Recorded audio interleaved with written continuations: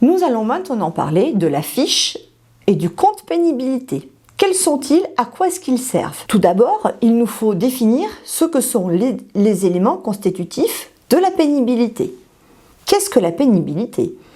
Elle va se caractériser par deux éléments constitutifs. Tout d'abord, l'exposition d'un travailleur à un ou plusieurs facteurs de risque professionnel susceptibles de laisser des traces durables, identifiables et irréversibles sur la santé du travailleur. Et enfin, deuxième point, ces facteurs sont liés à des contraintes physiques marquées, à un environnement physique agressif ou encore à certains rythmes de travail.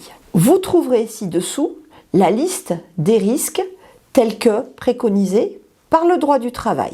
Tout d'abord, les risques de contraintes physiques marquées, les manutentions manuelles de charge. Par exemple, dans le cadre d'un livreur qui serait amené à prendre régulièrement des colis, aller les positionner sur des palettes, aller les enlever des palettes, aller les remettre. Voilà. Ça, avec beaucoup de manutention. Hein, c'est l'exemple qu'on pourrait donner.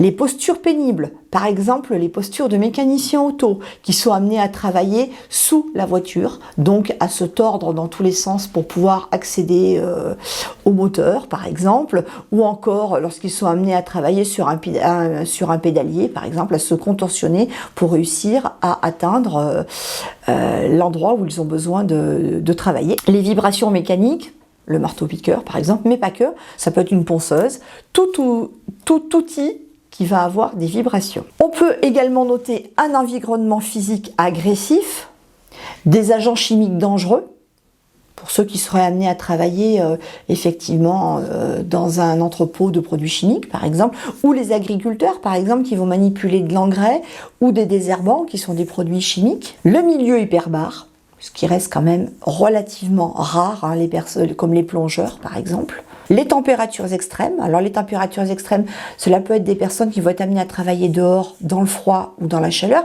mais cela va être aussi les magasiniers qui travaillent en chambre froide dans les entreprises de vente de surgelés.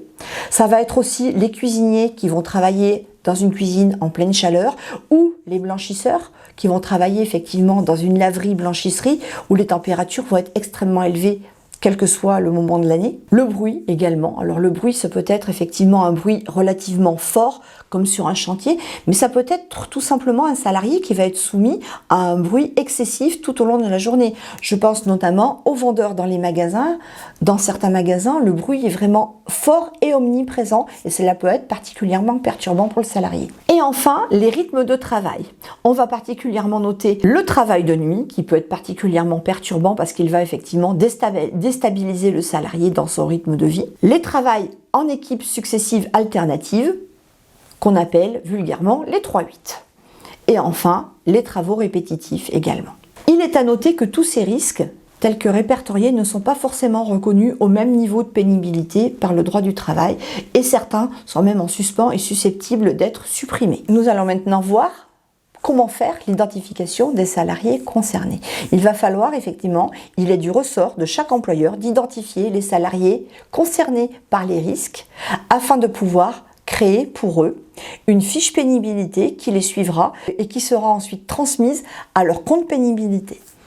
L'identification de ces salariés va être faite en fonction notamment de l'exposition qu'il subit à ces risques tout au long de l'année. C'est-à-dire que pour qu'un salarié soit considéré comme à risque sur ce type de pénibilité, il va falloir qu'il y soit soumis un certain laps de temps, une certaine durée. Donc l'employeur doit effectivement établir une déclaration de pénibilité qu'il transmettra et qui viendra incrémenter le compte pénibilité de chaque salarié. Pour s'aider à définir quels sont les salariés concernés, l'employeur peut effectivement se fier à certains répertoires métiers et certaines aides proposées par les branches ou les conventions collectives. Et enfin, le compte pénibilité. Le compte pénibilité, c'est un compte qui va être lié au compte personnel de formation, c'est-à-dire que tout salarié a un compte personnel d'activité. Dans ce compte personnel d'activité, auquel on peut accéder grâce à son numéro de sécu, dans ce compte personnel d'activité,